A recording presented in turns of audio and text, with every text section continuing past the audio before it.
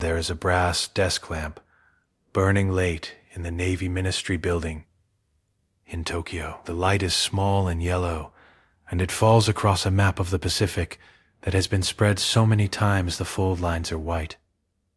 At each corner, a teacup holds the paper flat.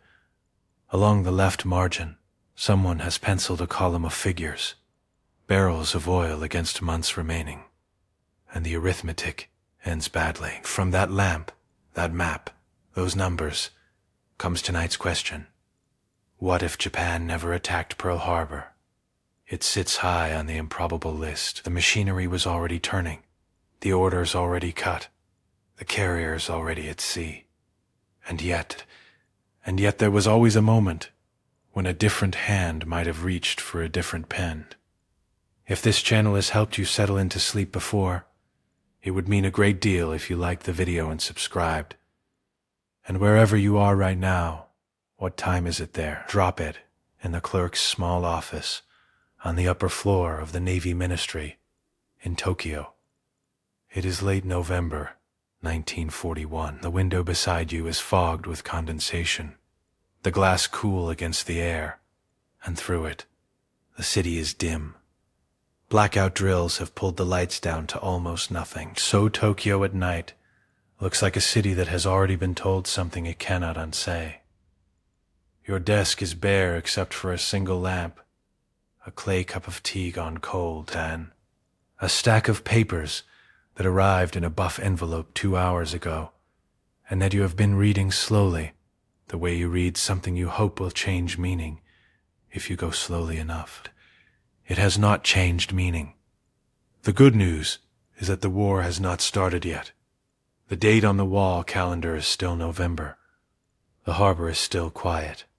The word is still unspoken. The bad news is that everyone in this building has already begun to write, as if it has. Down the corridor you can hear typewriters. Not one, several. The rhythm of them is the sound of a decision being processed into paper, multiplied into copies, distributed to desks where other clerks will process it further. The smell in the hallway is ink and cigarette smoke, and the particular damp wool smell of men who have been indoors for too many hours. Someone carries a tray of tea past your door without looking in. The footsteps are quick, and they do not slow. You sit in the lamplight with your cold cup. The column of numbers runs down the margin of the map in your mind, oil against months. The sum at the bottom does not change no matter how many times you add it. The ledger is open on the desk in front of you. It is not a dramatic document. It is a standard Navy Ministry account book, the kind used for provisioning records and supply requisitions. Its cover a dull olive green. Its pages ruled in pale blue. Someone has repurposed it. The original entries, rice, rope, engine packing, have been crossed through with a single horizontal line. And in the remaining space a new set of figures has been entered, in a hand that is very precise, very small, and completely without ornament. You run your finger along the top line. Crude, oil reserves. The figure sits there in black ink, large enough to be nearly incomprehensible as a physical quantity. Millions of kiloliters, the number requiring a moment to count its own digits. It is the sum total of what the Empire has stockpiled. What is in the ground tanks at Tarakan? What is in the fleet bunkers at Truk? What sits in drums and reservoirs and ships' bellies from Yokosuka to Singapore's edge? Everything. The whole inheritance below it. The monthly consumption figure. Fleet operations, industrial production, aviation fuel, the Army's machinery grinding through China. This number is smaller, but it is ruthless in the way small numbers can be ruthless, when they are the denominator, and you do the division in your head the way you have done it several times this evening already, hoping the answer will shift. It does not shift. 18 months. Perhaps 20 if the fleet reduces patrols. Perhaps 16 if the war in China demands another push. The pencil mark in the margin, a small horizontal dash, nothing more. sits at the number someone in this building has decided is the threshold below which the fleet cannot conduct sustained operations. Below that mark, the ships become harbor ornaments. The column began to fall in July. And you remember July the way you remember a change in weather. Not the exact moment, but the quality of the days after. The United States had watched Japan's armies roll into southern French Indochina, watched the airfields go up, watched the supply lines extend. And then it had acted. The executive order was signed on 26 July. American oil, American aviation fuel, American scrap metal. All of it stopped. Britain and the Netherlands followed within days, the coordination tight enough to feel like a single door closing. Overnight, Japan's access to roughly 80% of its imported oil simply ceased. The figure at the top of the ledger, so large it seemed immovable, began to move. You trace the column downward with one finger. Each row is a month. Each month the reserves decrease by the consumption figure above. And in the margin beside each row, someone has noted a remaining total in a slightly lighter pencil, as though uncertainty about the future warranted a lighter touch. The numbers descend the page with the patience of water finding its level. Your finger stops at the current month, November 1941. The remaining figure in the margin is smaller now than the number that opened the column in August.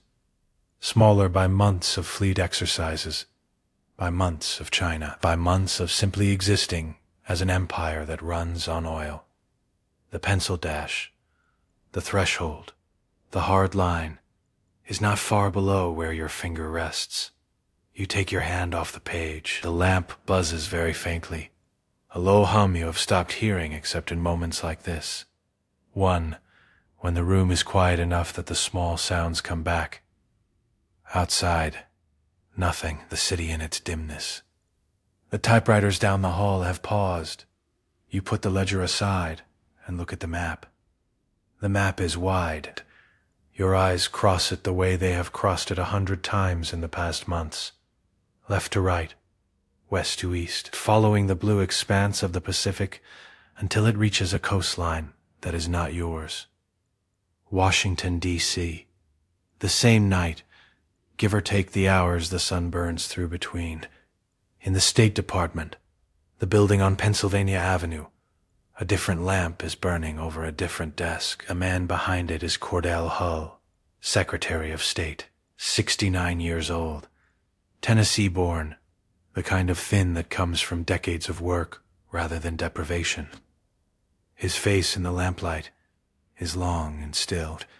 In front of him is a document of 2,600 words that his staff have been drafting and redrafting since October, and which arrived in its current form this afternoon.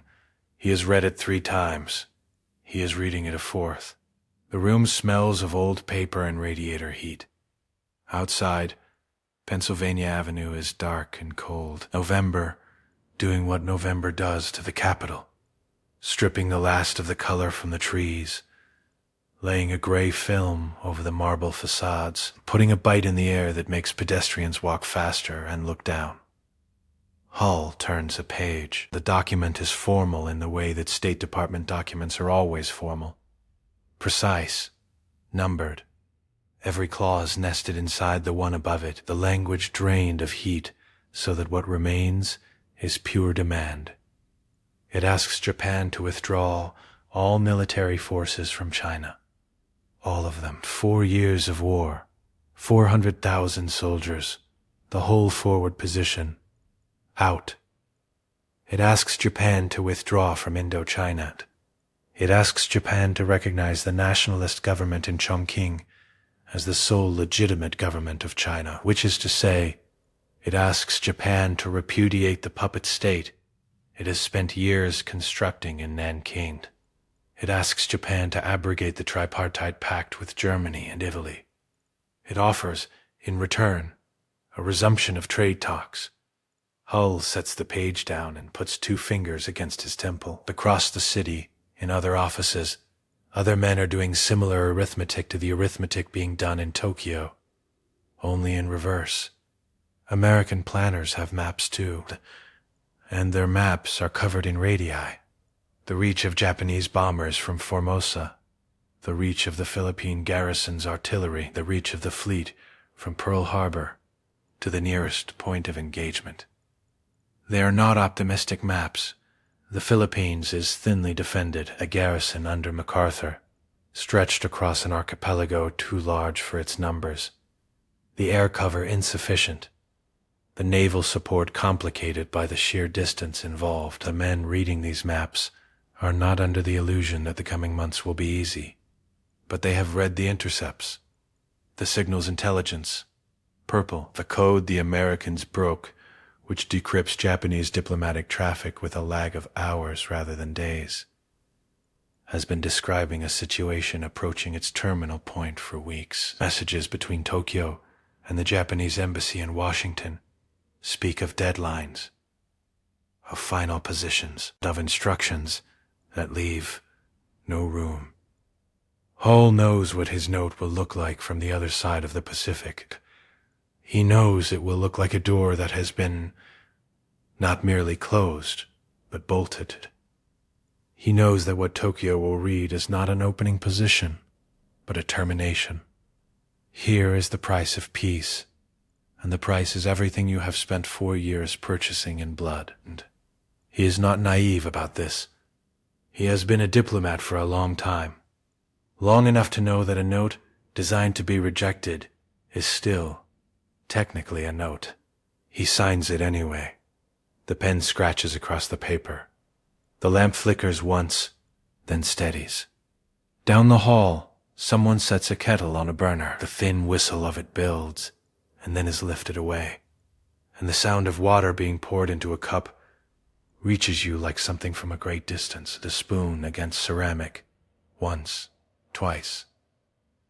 Then nothing. The typewriters have stopped. The building breathes around you the way old buildings do at this hour. A creak in the floor above, the settle of timber contracting in the cold. The faint percussion of a window latch somewhere tapping in a draft. These are not alarming sounds. They are the sounds of a structure that has been standing longer than the emergency, longer than the documents, longer than all the careful men inside it. A sentry passes the window below.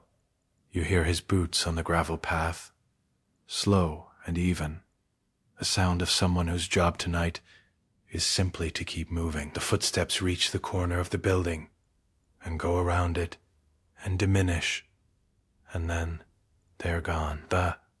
And the silence that replaces them is deeper for having had something to compare itself against. You set your pen down. Your hand is stiff. You open and close it once, feeling the pull across the knuckles, the small ache at the base of the thumb. You have been gripping the pen more tightly than the work required. The cold cup of tea is still on the corner of the desk. You do not reach for it. Instead you sit, and the lamp hums its low hum, and the column of numbers on the ledger page rests beneath your hand. And for a moment, the urgency of it, the months, the barrels, the threshold line in light pencil recedes, just slightly, not because anything has changed, but because the building is quiet, and the kettle is off, and the sentry is around the corner, and your breathing, without your telling it to, has slowed in, out. The kind of breath that belongs to a body remembering it is still just a body, sitting in a chair, in a room, in a city that has not yet heard what is coming. Your chest rises, falls. The lamp holds its small yellow circle against the dark. The map is still spread across the desk. Your eyes come back to it, the way eyes always come back to the thing they cannot solve. The Pacific fills most of it. On the left edge, the home islands, Honshu, Kyushu, Shikoku, drawn in careful ink, the coastlines exact. Below them, curving south and west, the chain of possibility. Formosa, the Philippines, Indochina already occupied and garrisoned, and then the great scatter of islands giving way to the green mass of Malaya. and below that, circled in red pencil by someone who understood exactly what was at stake, the Dutch East Indies. Sumatra, Java, Borneo, oil. Not a metaphor for oil, not a diplomatic token representing oil, but actual crude, actual reserves, actual fields already producing and requiring only the displacement of a colonial administration and the acceptance of a war to take them. You put your finger on Borneo and press down. The choice, stripped of its ceremony, is not complicated. It is merely unbearable. Option 1. Withdraw. Leave China. All of it. 4 years. Tens of thousands of dead. The whole forward position constructed at staggering cost in blood and treasure and institutional pride. Accept the American note. Accept that the embargo holds, that the oil stops, that the fleet sits in harbor and slowly becomes a collection of very expensive anchored steel. Accept, too, what this means inside Japan, what it means to return 400,000 soldiers home, having spent 4 years telling the population that their sacrifices were building something permanent. A word that attaches itself to this option is not withdrawal. The word is collapse. Option 2, strike south, take the Indies, seize the oil fields before they can be destroyed, establish the defensive perimeter, from Burma to the Gilberts that the planners call the Greater East Asia Co-Prosperity Sphere on the maps, and call the resource zone in the ledgers. Accept war with Britain. Accept war with the Netherlands. These are not trivial opponents. The Royal Navy is fully engaged in the Atlantic and Mediterranean. The Dutch colonial forces are thin, and the calculation, brutal as it is, holds together arithmetically. The southern operation can be run. The perimeter can be established. And then, from behind that perimeter, Japan negotiates. Your finger moves from Borneo east, across the blue paper, to the Philippines. Here is where the arithmetic develops a snag. MacArthur's bombers sit on Clark Field, the B-17s. Heavy, long-ranged, capable of reaching the tanker routes from the Indies north, represent a practical problem that is also an unavoidable one. Any Japanese supply line from Borneo to the home islands runs within range of those aircraft. The Philippines is an American commonwealth. It must be struck. There is no version of the southern operation that leaves Clark Field intact and functional, which means there is no version of the southern operation that does not mean war with America. The Americans will be in this war regardless. That fact has been sitting at the bottom of every planning document for months, acknowledged quietly, filed under unavoidable, and moved past in favor of the more tractable questions of timing and method. And it is in the silence around that fact, in the gap between America will enter the war and how angry will America be when it does, that the third question lives.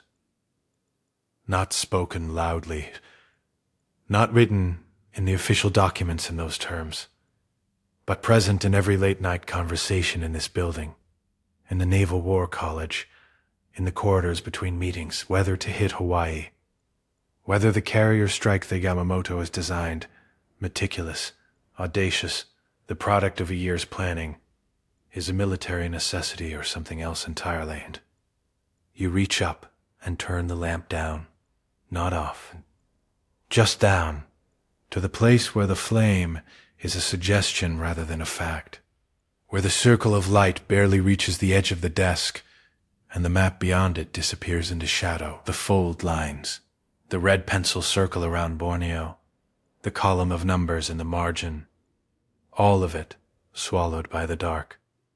You close the ledger. The sound it makes is small and final. Cloth cover against cloth cover, pages settling, the soft compression of all that arithmetic pressed together and put away. You rest your hand on top of it for a moment, then you lift your hand. The map you fold slowly, panel by panel, the paper soft from use, the creases falling where they always fall. The Pacific disappears first, then the Indies, then the home islands, and the whole question, folded down to a rectangle small enough to fit in a desk drawer, which is where you put it. A drawer closes. Outside, the city is very quiet. No typewriters now, no footsteps on gravel. Just the cold pressing against the glass, and, somewhere far below, the sound of a gate latch settling in the wind. Your shoulders drop. Your breath comes slower now, each exhale a little longer than the one before. Your chest falling and not quite rising as high on the return. The ache across your knuckles fades. Your jaw is loose. The chair holds you the way the chair has been holding you for hours, and you let it do the work entirely. Every muscle that has been quietly insisting on its own usefulness, finally conceding. The lamp's small glow pulses once, gently, and holds. In the hallway, a clock marks the hour, one soft stroke. The sound travels down the corridor and under the door, and reaches you the way distant sounds reach you when the body is this tired. Not sharp, not startling, but round and slow. A sound that has already begun to fade before it arrives. And in your room, in your bed, the clock on your own wall or your phone on your own nightstand marks the same quiet interval. Your breath following the same long rhythm. Your blanket warm across your chest. Your eyelids already heavier than you noticed them becoming. The lamp holds its small light. The drawer is closed, and numbers can wait until morning. The cold wakes you before the light does. It comes up through the floor, through the thin mat beneath your knees, into your shins and palms. The conference room of the Imperial Palace holds cold the way old stone holds it. Not aggressively, just permanently, as though warmth is the thing that visits, and cold is the thing that lives here. You are kneeling. Everyone is kneeling. The gilt screens along the walls catch what little morning comes through the shoji. Gray, flat, the light of a sky that has not decided anything yet. The lacquer of the long table is almost black in this dimness. Ink smell, tobacco smell from the coats of the men around you, carried in from the corridor. Beneath both, the older smell of the room itself, wood that has absorbed decades of exactly this. Men, documents, decisions that could not be unmade. At the head of the table, the Emperor sits. You do not look directly at him. No one does. He is a presence registered at the edge of vision, a stillness that the room organizes itself around. He has not spoken. He will likely not speak. This is the form of things. The sovereign present. The weight of his silence ratifying what the words of other men put forward. His white gloves rest on the table's surface. That is all you can say about him with certainty. Tojo speaks. He is compact, precise. His uniform without a loose thread or an asymmetric button. His voice carries the particular flatness of a man who settled his own doubts some time ago and finds the settling of other men's doubts an administrative matter rather than a moral one. He is reading from a document, but the reading is a formality. He has the figures without the paper. China. 4 years, 400,000 men. No political resolution within reach. Oil. At current naval operational tempo.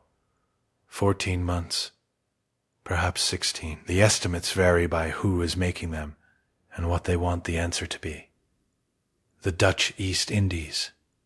The fields are there. The route is there. The question is not whether to move, but whether the movement can be protected. He stops. He sets the document down with both hands, aligned precisely with the table's edge. He folds his hands. What he does not say, but what everyone in the room understands. A courier left Yokohama 4 days ago. The courier carried operational orders. Those orders are at sea now, moving toward Hitokapu Bay, in the Kuriles, where Nagumo has been waiting with 6 carriers and their escorts Since the 12th, the fleet sitting inside the fog of that cold anchorage, the crews told almost nothing. The aircraft secured below decks against the November swell. Nagumo waiting, patient in the way that a careful man is patient, not because he is comfortable, but because the orders have not changed, and until they do, patience is the only available action. Yamamoto is not in this room. Yamamoto is never quite in this room. He exists in this meeting as a set of plans, a voice inside documents, the weight of a strategic argument that arrived by courier and now sits inside everyone's understanding of the situation. His argument is precise and internally consistent and built on a foundation of genuine knowledge about what America can produce in a sustained war. He knows the arithmetic better than anyone. He has made his recommendation anyway. The Emperor's white gloves do not move. The cold comes up through the floors. Tojo reaches for the document again, and the room breathes in, very slowly, and holds. The man who speaks is not one of the famous ones. That is the thing you will remember later, in the way that small details attach themselves to large moments. Not Tojo, not Nagano, the Vice Admiral, whose name most histories will never index, a careful man from the Naval General Staff, mid-50s, the kind of officer whose career has been built on not being wrong, rather than on being brilliant. He has a file open in front of him. He has been looking at it for the last hour without reading it. He speaks quietly. That is the first surprise. You expect, in rooms like this, a certain volume of conviction. What he produces instead is something closer to an accountant's observation. Flat, specific, almost apologetic in its precision. The Philippines, he says, cannot be left to MacArthur while the tanker routes run south. Everyone agrees on this. The Philippines must be struck. American territory, American servicemen. America will declare war on the 8th, regardless of what happens or does not happen, 4,000 kilometers to the east. He pauses. He turns one page in the file, though he does not look at it. Given that, he says, the Hawaii operation becomes a question of what it purchases and at what cost. A battle fleet already committed to the Philippines, Malaya, the Indies, a carrier force that cannot be replaced inside the relevant time frame if something goes wrong. And on the other side of the ledger, Pearl Harbor is sovereign American soil. In a way, Luzon technically is not. There is a difference between the anger that follows a war the Americans expected and the anger that follows a wound they did not. He closes the file. He says, "We do not need Hawaii, we need the South. One of these things we can survive doing. The other we should not do unless we must." The room does not erupt. Rooms like this never do. What happens instead is a quality of stillness that is different from the stillness before. Less held, more settled. The way a scale looks after the weights have found their position. Agano speaks briefly. 2 sentences. His support is not enthusiastic. It is the support of a man who has found a logical ledge to stand on and is relieved to stop moving. Tojo says nothing immediately. He looks at the table surface, which tells you nothing about what he is thinking. Then the document comes out. A clean copy of Operation Z's operational orders. Someone, a junior officer standing against the wall, whose hands are steady with the particular steadiness of someone concentrating very hard on keeping them that way, places it on the table. A red pencil appears. The line drawn through the Hawaii component is horizontal, unhurried, the length of a single breath. Not struck out in anger, just struck out. The record will note, in the dry language that records use, the Hawaii operation was removed from the final operational plan, following Naval General Staff advisement. Yamamoto's response arrives by wire the following morning. He has tendered, again, the threat of resignation. This is the second time. The first time it moved a room. This time, the room has already moved without him, and the resignation is declined. and Yamamoto's compliance is recorded in a single sentence from his own hand. Formal, correct, without decoration. He will command the southern operation. He will do his duty. The carriers at Itokapu Bay receive new orders. They turn south. The fog closes in behind them, as if the bay is sealing itself, the cold gray water smoothing flat. And the anchorage is empty, and it is the 26th of November, 1941. The red pencil is still on the table. No, one has moved it. It lies at a slight angle to the document, the way a thing falls when the hand that held it simply opens.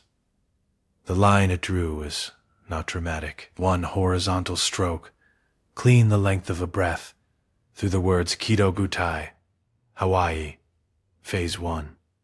That is all it takes to unmake something that took 18 months to build. The room does not mark the moment. There is no collective exhale, no shift in posture. Tojo straightens one corner of the document with 2 fingers. Nagano looks at the wall to his left, where nothing is happening. The junior officer against the wall keeps his hands at his sides and his eyes forward, and his expression carefully empty. The vice admiral who spoke closes his file. He does not look relieved. Relief would suggest he had not been certain. What he looks is finished. The look of a man who has said the necessary thing and can now be quiet. Outside, the light has changed. The flat gray of early morning has shaded into something slightly warmer. The sky not blue but less committed to being colorless. A sparrow lands on the garden wall beyond the shoji, visible for a moment as a small dark weight, then gone. The wire to Yamamoto is drafted that afternoon. You are not in the room where it is drafted. You are in a corridor, waiting, holding a folder of secondary documents that no one has asked for yet, and may not ask for. A corridor is colder than the conference room. The floor here is stone, without matting. Your feet have gone from cold to simply present. A fact rather than a sensation. The wire goes to Yamato, to Yamamoto's quarters aboard her, where he is known to be playing shogi against his flag secretary, a habit that occupies the hands while the mind does other work. His response arrives the following morning. A single sheet. His hand is precise. The characters formed with the economy of a man who has written a great many formal documents and stopped performing formality some years ago. He states that he has previously indicated his intention to resign his command should the Hawaii operation be set aside. He states that the Naval General Staff has considered this and has reached its conclusion. He states that he will comply with the operational orders as revised and will execute his duties in the Southern Theater to the full extent of his capacity. 3 sentences, the bow in ink. No decoration, no argument, restated. He has made his case twice. First in the planning rooms of the autumn, where his operational genius bent the room to his will, and second here, where it did not. Yamamoto understands arithmetic. He has understood from the beginning that the arithmetic of a long war runs against Japan, regardless of what any single operation achieves.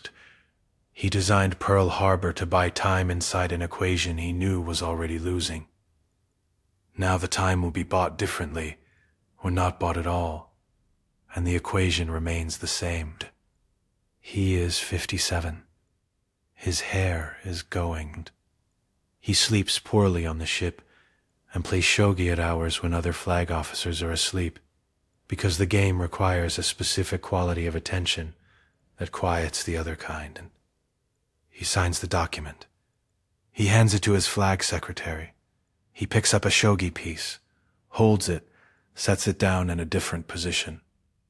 The wire moves. The carriers at Itokapu Bay receive revised orders. They were waiting in fog. Now they turn. South. The bay closes behind them like water over a stone. The 8th arrives anyway. It always was going to. You are standing at the window of a telegraph office in Manila When the first reports come in, the glass is warm against your palm. It is already 30 degrees before 9 in the morning. The kind of heat that feels like a hand pressing down on your shoulders. The ceiling fan turns above the operator's desk, moving the air without cooling it. The ticker begins. Kodabaru first. Malaya, Japanese landing craft hitting the beach in darkness before midnight local time, which means before dawn on the 7th in Hawaii, which means the southern offensive moved first, moved before anything else. And the men on those Malayan beaches knew exactly what they were starting. British and Indian troops are in the water, on the sand, in the tree line. The radio traffic is clipped and then absent. Then Clark Field. The sound reaches Manila before the report does, a low register that you feel in your back teeth before you understand what it is. 54 bombers in clean formation. 2 hours after the Malaya landings, the sky above Luzon suddenly full of aircraft that should not be there. The B-17s are on the ground. Someone gave an order that kept them on the ground. The reasons will be debated for the rest of the century. They burn where they sit. Cavite Naval Yard takes bombs that afternoon. The pier fractures. A submarine tender lists and does not stop listing. The men in the water are Americans. Their names are on service records in Washington. Letters their mothers are writing right now, in the particular present tense that people use when they do not yet know the past tense has begun. Hong Kong, Wake, Guam. The ticker does not stop. You step back from the window. The operator is writing, his pen moving without pause, his face doing the thing faces do when the information is arriving faster than the mind can assign it meaning. A kind of blankness that is not calm, just overloaded. Roosevelt's address reaches you the following morning. A date which will live in infamy. The words are the same. They were always going to be the same. Only the list of places is different. The Philippines before Hawaii, Malaya before California's sphere. The war is here. The radio room is small enough that 2 people standing in it are already a crowd. You are the second person. The operator's name is stenciled on his shirt pocket in black ink, slightly crooked, a way things get when someone does them quickly and then never bothers to redo them. He is young, mid-20s at most, the kind of thin that comes from not eating enough, rather than from not eating. His hands rest on the desk beside the teleprinter, and they are shaking. Not dramatically, not the shaking of a man coming apart, and just the fine, continuous tremor of someone who has been awake for 19 hours and has had 4 cups of coffee, and has read the same incoming traffic that you have read. He doesn't look at you when you enter. The room smells of hot metal and cigarette smoke, and the particular staleness of a space that has been occupied continuously for hours. A single bulb hangs from the ceiling. Outside, through the one high window, a rectangle of glass gone gray with salt and dust. The Manila sky is doing the slow work of becoming morning. Not light yet. The preliminary to light. The sky's decision that darkness is no longer necessary, made quietly, without announcement. The teleprinter ticks, and it is a small sound. You would not notice it in a room with other sounds. Here, it is the only sound besides your own breathing and the distant rotation of the ceiling fan in the next room, and the occasional creak of the building's framing in the night heat. Tick, pause, tick. The operator tears the sheet with the same motion he has used 100 times tonight. Quick, mechanical, along the edge. He reads it. He sets it on the stack to his left. His hands return to the desk. The tremor continues. You pull the other chair to the wall and sit. There is nothing to do right now. That is the truth of this particular moment in this particular war. There are long stretches of nothing to do except receive information and hold it. The deciding is happening somewhere else. In rooms with generals and telephones and maps with acetate overlays. Here, There is the teleprinter and the bulb, and the slow gray arrival of morning through the high window. You let your shoulders drop. It happens almost without your noticing. The specific release that comes when you stop holding yourself upright against the weight of what you know. The back of the chair takes some of it, the floor takes the rest. Up through your feet, your calves, your thighs. Your hands open in your lap. The operator tears another sheet. Tick, pause, tick. The gray through the window deepens towards something that might, eventually, become color. Not yet, not for a while. For now it is simply the absence of night rather than the presence of day. A threshold, the world pausing at it, neither thing. Your breathing has slowed, and you can feel it, the way you can feel it in the moments before sleep. Each breath longer than the last, the exhale completing itself fully before the next inhale begins. The room is warm. The chair is solid. The teleprinter ticks its small tick, regular as a pulse, regular as rain on a roof you are inside of, and the operator's hands tremble slightly on the desk, and the bulb hums its single low note, and the sky outside continues its patient, unhurried work of becoming morning. Tick, pause, the sheet tears. He reads it, sets it down. His hands return to the desk, and they are, you notice, very slightly stiller than before. The wire reaches Washington before the Manila morning is finished. You are not there to hear it arrive, but you know the room. The map room off the Oval Office, the aides moving between pools of lamplight, the carpet worn in the particular path that urgency wears into things. Roosevelt has been awake since the Pacific calls started coming. He does not sleep when the calls come. His speech goes to Congress at 12:30 the following afternoon. You read the transcript. 3 days later, in the same radio room, the same chair, the operator replaced by a different man who holds his coffee with both hands. The words are careful, measured, the language of a lawyer who is also, tonight, a commander, precise about territory, precise about the legal architecture of what Congress is being asked to ratify. The Philippines, Guam, Wake, Malaya named as evidence of a coordinated design. Hong Kong, the breadth of it. The votes are not close. The declaration passes in hours. But the phrase does not come. You read it twice, looking for it. The single phrase that, in another version of this morning, would have landed in every American home like a stone through glass, a date which will live in infamy. It is there, or something close to it.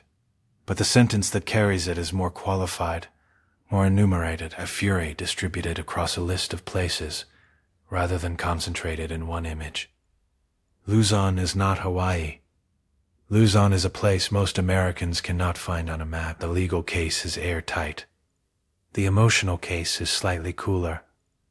The radio addresses that follow carry the same quality, correct, purposeful, the machinery of a democracy moving into war with full legitimacy and something 1 degree short of the rage that makes a nation simple. It will not matter in the end. The industrial capacity does not require rage. The shipyards do not require rage. The arithmetic of what America can produce in 36 months does not change because the headlines lack one particular phrase. But in the barber shops and the diners and the living rooms where families sit close to the radio speaker, something is slightly different. The grief is real. The anger is real. It is just not the same shape. The smell reaches you before anything else. Diesel deep in the metal of the walls. Coffee burnt on a hot plate that has been burning coffee since sometime before you were born. Wool, damp wool, the specific animal heaviness of it, from the blanket bunched under your head because the pillow went missing 3 days out of San Diego, and nobody has replaced it. You lie still for a moment on the narrow bunk, listening to the ship breathe around you. The mess deck of a transport is not a quiet place exactly, but it has its own rhythm, the low throb of the engines through the deck plating, the creak of metal finding its position in a swell, the sound of 40 men sleeping in shifts, some of them badly. The overhead pipes tick with heat. Somewhere aft, someone is already up, moving carefully between the rows of bunks in the dark. It is spring, 1942. You are somewhere in the Coral Sea. Here is what you know, lying on your back, with the blanket pulled to your chin and the overhead 2 feet above your face. The battleships are alive. That is the thing you carry with you, the thing that makes this war feel, in some specific and structural way, different from the one that might have been. No shallow mud in Pearl Harbor, no wreckage visible from the beaches at Waikiki. No Arizona burning herself down to the waterline for 2 days with men still inside her. The Nevada is afloat. The Oklahoma is afloat. The West Virginia, the California, the Tennessee, all of them slow, all of them older than the war they are now part of, but whole, bunkered in fuel, their crews intact. You have heard the officers talk about this as an advantage, and you have also heard the sailors talk about it in the mess line, in the frank horizontal way that sailors talk when the officers are elsewhere. The battleships draw fuel the way a fire draws air. They are fast enough to steam into a fight, and not fast enough to steam out of one. They are reassuring in the way that very large, very expensive, very slow things are reassuring, which is to say, mostly to the people who are not on them. The carriers are what matters. Everybody knows this now, the way everybody knows a thing after enough has happened to make it obvious. Lexington and Yorktown are somewhere not far from where you are lying right now, their flight decks pointed into the wind, or waiting to be, their pilots eating their own breakfasts in their own wardrooms, their aircraft ranged or below in the hangars, the whole system of them coiled and ready. The Japanese are coming south. That is the other thing you carry. The oil clock is still ticking in Tokyo. 4 years of China before this, and now, the Indies campaign running, Malaya taken, Singapore fallen in February, with a speed that stunned everyone who was stunned by such things. The Southern Resource Zone is nearly theirs. They need it. They have always needed it.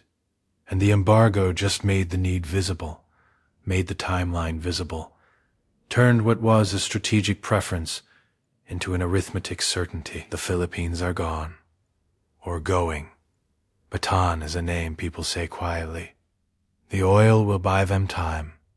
The time will not change the arithmetic, but spring 1942 is not 1945.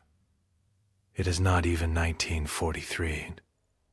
It is now, this particular now, the diesel and the coffee and the wet wool and the engines beneath you, turning steadily, carrying you somewhere south into water the color of deep glass. The Philippines fall, the way they were always going to fall. You know this in the abstract, the way you know distances on a map. Luzon to Tokyo, Luzon to Brisbane, the long geometry of an ocean war. But abstraction does not prepare you for what comes through the radio, what gets posted in mimeographed sheets on the bulletin board outside the mess, what you read standing up, because there is never a chair when you want one. Bataan. The name arrives in pieces, 78,000 Filipino and American troops on a peninsula running out of food faster than they are running out of ammunition, which is itself running out. Half rations in January, quarter rations by March, men fighting on 600 calories a day, in heat that turns your uniform to wet paper by mid-morning, against an enemy that controls the air above them and the sea around them. MacArthur leaves in March. PT boat to Mindanao, and a B-17 south to Australia. The order comes from Roosevelt himself, and there is sense in it.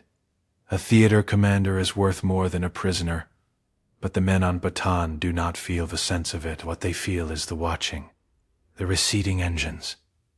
Corregidor holds a little longer. Then it does not hold. You read the bulletin. You go back to the mess, and you eat powdered eggs. The difference, the thing that makes this particular spring different from the spring that would have been, is what the fleet is doing while Bataan starves, with the battleships intact and the oil reserves at Pearl Harbor untouched, with the carriers never having had to cover a salvage operation or screen a harbor still smoking. The Pacific Fleet comes out earlier, more decisively. Admiral King in Washington wants results. The public wants results. The battleships are right there, floating, whole, and there is pressure. Real pressure, the kind that moves men and ships. To use them. You hear this in the way the officers lower their voices. The first carrier raid on Rabaul in February is not a raid. Exactly. It is something more ambitious than a raid, and less prepared than an offensive. Lexington and her group push closer than the doctrine of self-preservation recommends, looking for Japanese carriers that are not where the intelligence said they would be. The Japanese land-based bombers find her instead.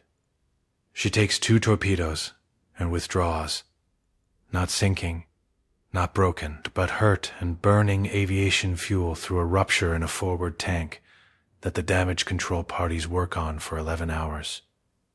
She makes it back to Pearl. 6 weeks of repairs. 6 weeks the Coral Sea goes unwatched. That is the shape of too much aggression. Not catastrophe, not Pearl Harbor. But 6 weeks is not nothing when everything is arithmetic. You lie on your bunk and feel the Coral Sea moving beneath you, and think about the distance between the decision and its consequence.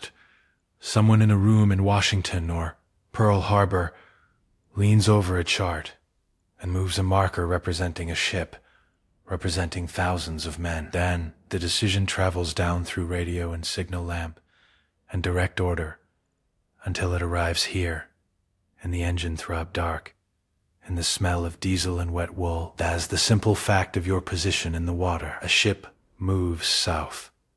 Your body settles into the bunk the way a body settles when it has accepted the motion beneath it. When the inner ear has made its peace, the engines are very steady. The blanket holds your warmth. Your breathing slows without you asking it to, deepens, finds the rhythm of the ship. The Coral Sea waits outside the hull. You drift. The briefing happens in the wardroom at 0600. You are not supposed to be in the wardroom. You are an army sergeant on a transport that has been pulled into a task force screen, for reasons nobody has explained to you directly. And the wardroom belongs to naval officers, but the lieutenant who runs your platoon has a school friend on the staff. And so here you are, standing against the back wall with your coffee, watching a man with a pointer and a chart explain what is about to happen. 6 carriers. That is the number on the Japanese side. A pointer touches the chart, and the intelligence officer names them in a flat voice, the way you would read a list of parts. Shokaku, Zuikaku, Shoho, Zuiho, Ryujo, Junyo. 6 fleet carriers, or near enough, unbloodied. Their air groups intact, their pilots, and this is the part that lands quietly in the room, their pilots with more hours than yours. In another world, 4 of those carriers would have steamed to Hawaii in late November. They would have launched against battleships and fuel tanks and dry docks in the pale December morning. And then they would have come home. And some of them would have gone to the Indian Ocean in April. And then in June, they would have come to Midway, and 2 of them would have burned, and 2 would have survived. And the balance would have tipped. That is not this world. In this world, they went south.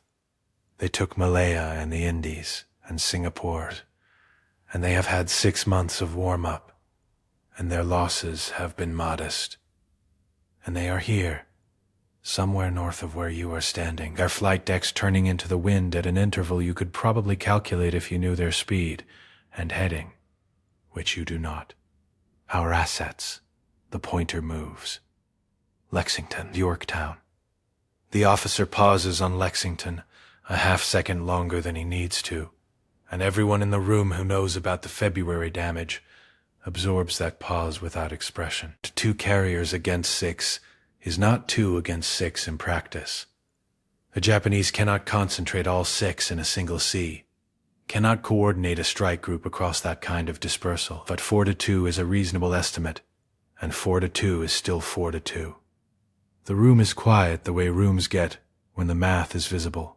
You look at the chart. A coral sea is a box of water between Australia and the Solomons, bounded in the north by New Guinea and the island chains that the Japanese are using as stepping stones toward Port Moresby. Moresby is the point.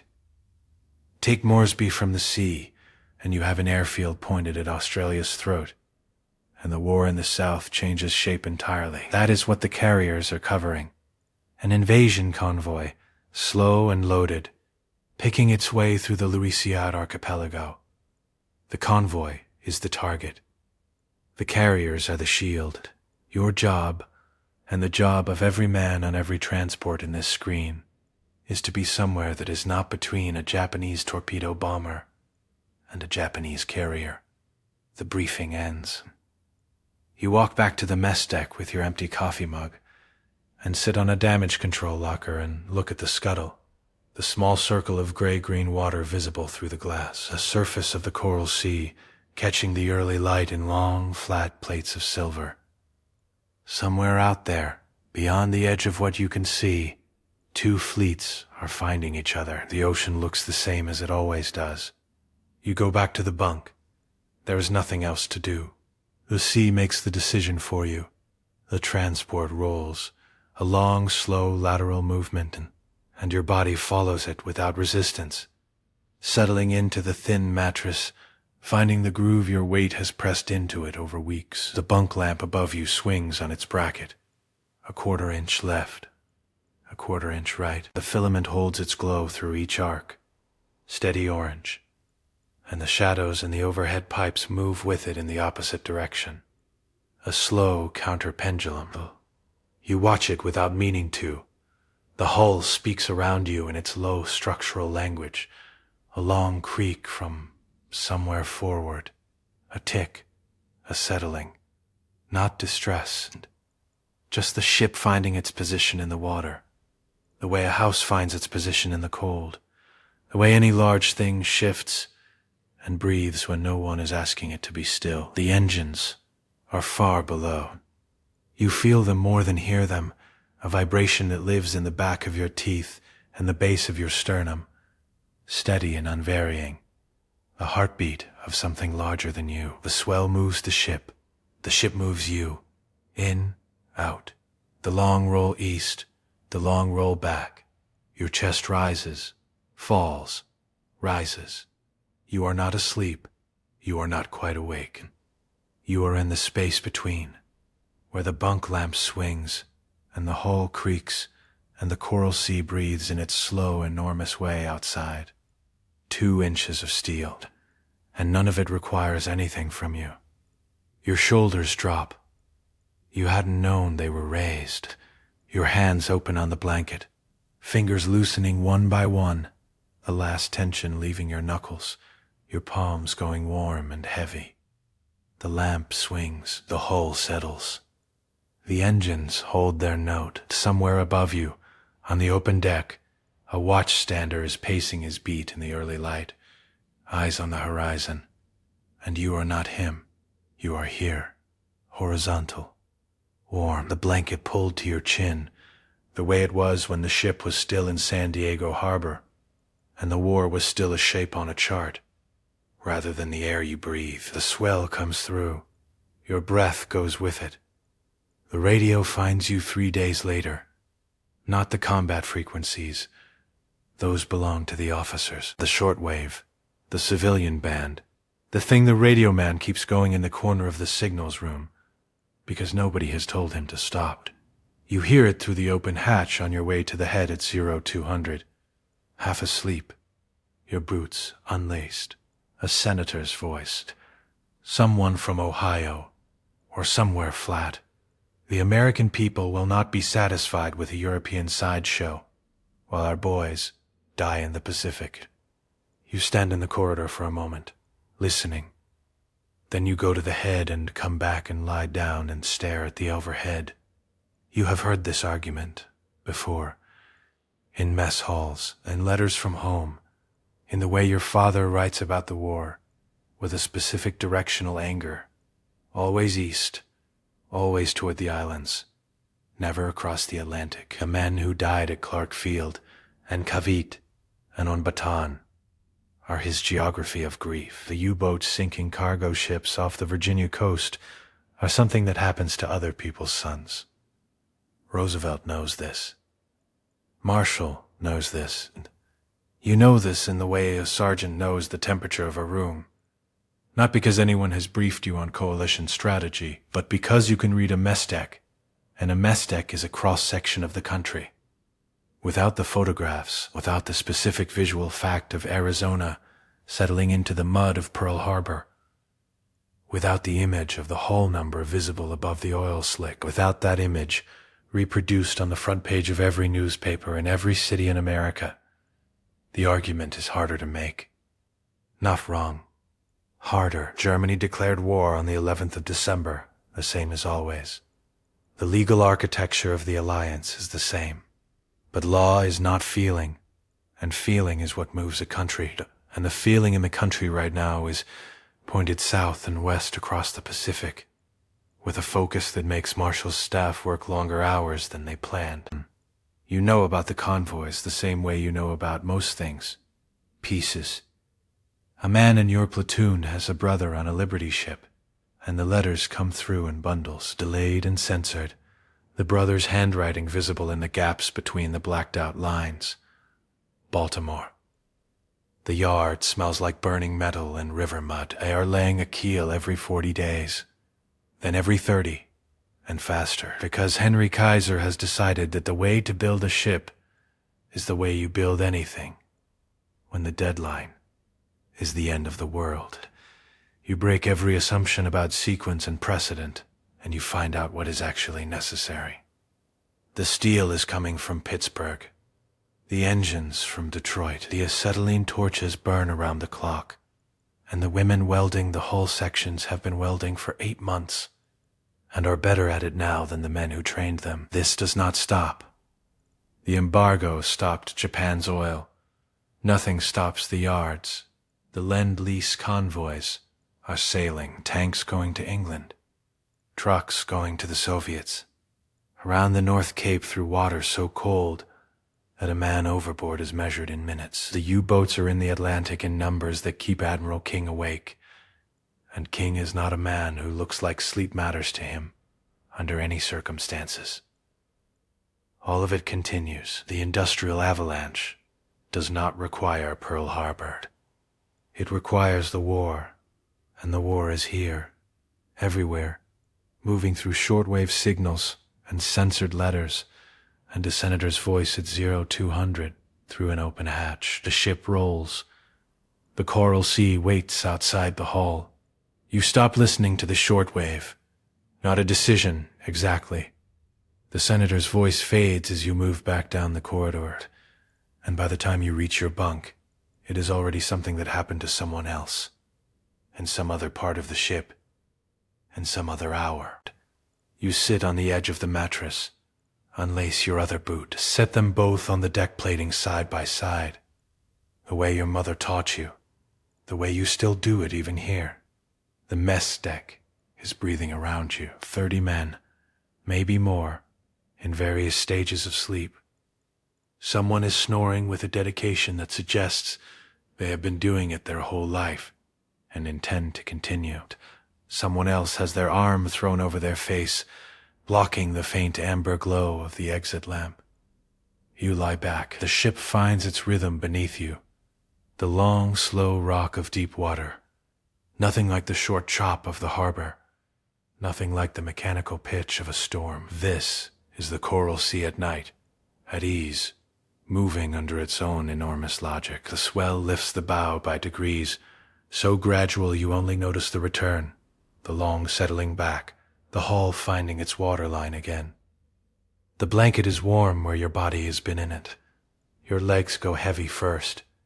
The specific, particular heaviness of legs that have stood a long time and have finally been given permission to stop. It moves up through your hips, into the small of your back, the tension there releasing like a knot worked loose from the inside. Your shoulders follow. Your hands are open on the blanket, palms up, fingers soft. The engines are so steady you stop hearing them as sound and start feeling them as warmth. A low vibration that moves through the mattress and the deck and the keel and out into the water. The ship's own heartbeat matching itself to something larger, a long pulse of an ocean that has been here before any of this and will be hereafter. Your breath slows. The exit lamp glows amber at the far end of the deck. The hull settles. Nothing is decided yet.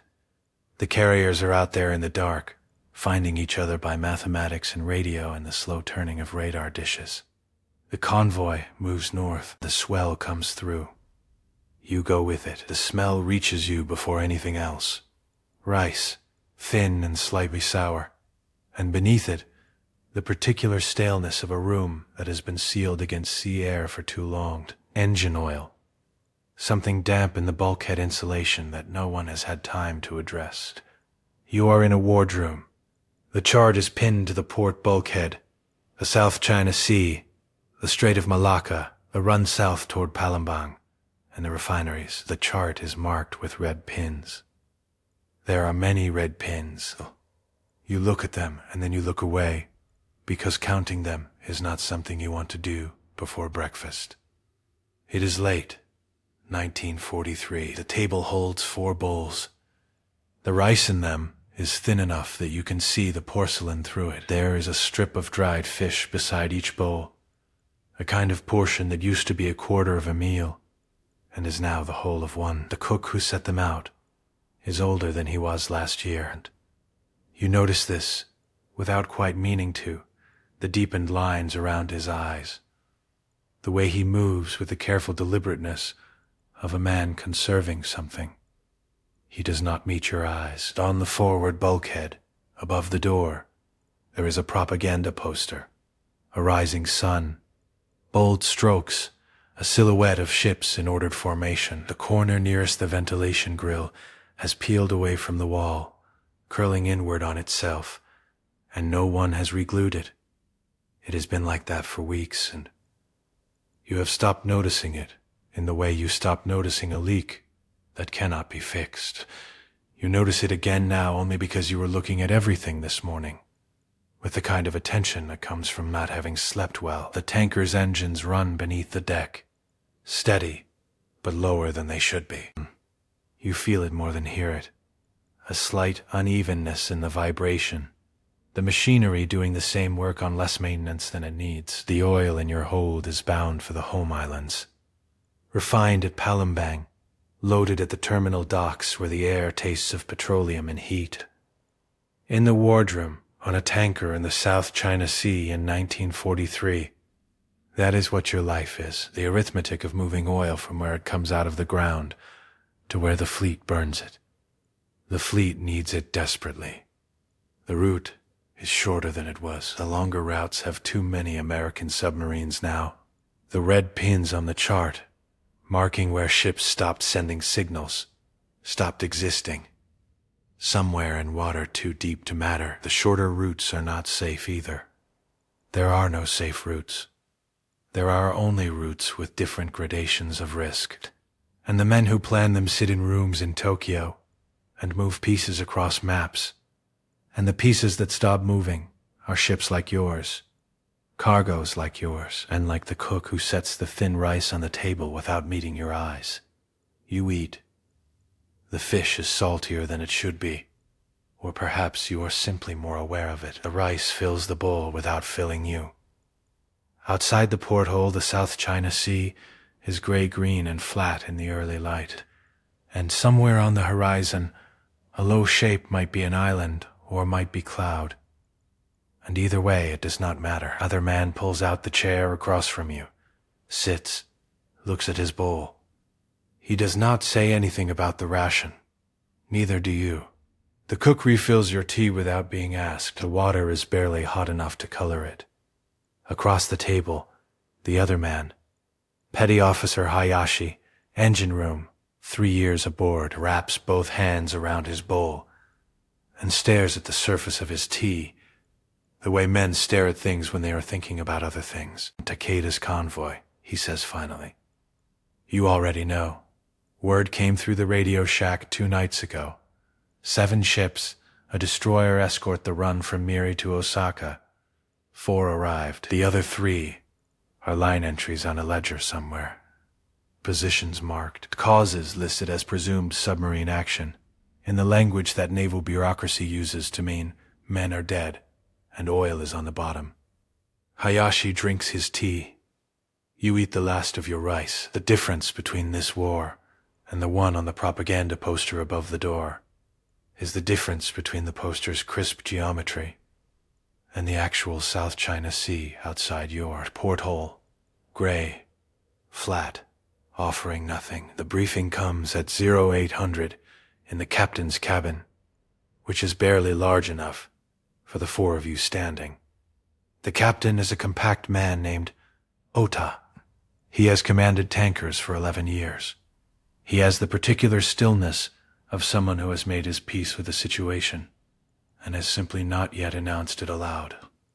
He lays the routing chart on his desk, with both hands flat on either side of it, as if steadying it against a swell that isn't there. The American submarines work in pairs now, sometimes in 3s. The briefing officer in Palembang had called them wolf packs, borrowing the German word, and the captain had not reacted to this except to ask about the latest patrol positions. The positions were approximate. They are always approximate. Submarines do not announce themselves. We take the coastal shelf route, Uta says. Shallow water. They prefer depth. He does not say prefer. He says it the way a man says a thing he believes to be true but cannot prove. The shelf route adds half a day. The shelf route keeps you closer to the Borneo coastline, where the water turns green-brown and the bottom is close enough to matter to a submarine commander, calculating his options. This is the logic now. Not safe routes, just the arithmetic of what submarines then there were. This is the thing that sits in the room with the 4 of you around the small desk, and does not need to be said.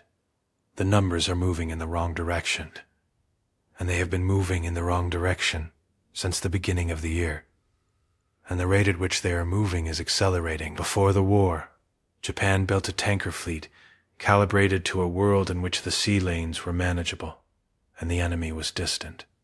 The Americans are not distant. Their submarine tenders operate out of Fremantle, out of Brisbane, resupplying and rearming boats that turn around faster than anyone had modeled. The boats that are coming off American yards now are better than the ones that started the war. The torpedoes are being fixed. You've heard this. The early runs were plagued with duds, faulty exploders, weapons that struck hulls and simply rode down to the bottom. And the Americans have sorted that problem out, which means that every torpedo now does what it is supposed to do. The oil that arrives in Japan is maybe 2/3 of what the projections said it would be.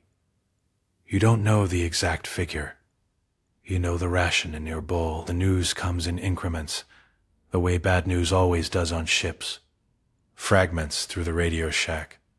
A word from a port officer in Miri. The rumor confirmed 3 days after it stopped being a rumor. Guadalcanal first. The name means nothing to you when you first hear it. A jungle island in the Solomons, far enough south that it exists only as a dot on charts you don't normally consult. Then, it means everything. 6 months of fighting for an airstrip in mud and heat. Destroyers running men and supplies down the slot at night. The Americans doing the same thing, both sides bleeding into the same black water. Japan's best pilots, the ones who trained for years, the ones who cannot be replaced on any schedule anyone has been honest about, they go into the Solomons Air campaign, and they do not come back at the rate they went in. The island falls in February 1943. Then, the next island, then the one after that. This is the shape of it now. The long bleed up the chain. each island costing more than the last because the men defending them understand what losing means, and because the Americans, unlike the early models assumed, do not tire, they build. A destroyer lost is replaced. An airfield damaged is repaired, limping toward Pearl is back. In 6 months, because the yards at Newport News and Puget Sound work 3 shifts, and the steel comes from Pittsburgh, on trains that have not been bombed. The Japanese yards cannot do this. This is the fact that sits at the center of everything in 1943. Not the tactical outcomes, not any single battle won or lost, but the arithmetic of what can be replaced and what cannot. The American shipyards have not been touched. Not one bomb has fallen on them. They exist in a country whose industrial capacity runs roughly 10 times Japan's in steel. And far worse than that, in aviation fuel and the aluminium that goes into aircraft frames. And the gap between what Japan can build and what America can build is not closing. It is widening month by month, in the direction it was always going to widen. What changed in this world? And it did change things, real things, not small ones, was the shape of the naval balance in those first 6 months. The carriers that were at Pearl on the 7th of December in the real history were not destroyed. Because in this history there was no 7th of December at Pearl. The fleet was intact, and that mattered. In the Coral Sea, in the waters north of Australia, in the early raids that held the line while the yards built what was needed to go on the offensive, lives that would have been lost were not.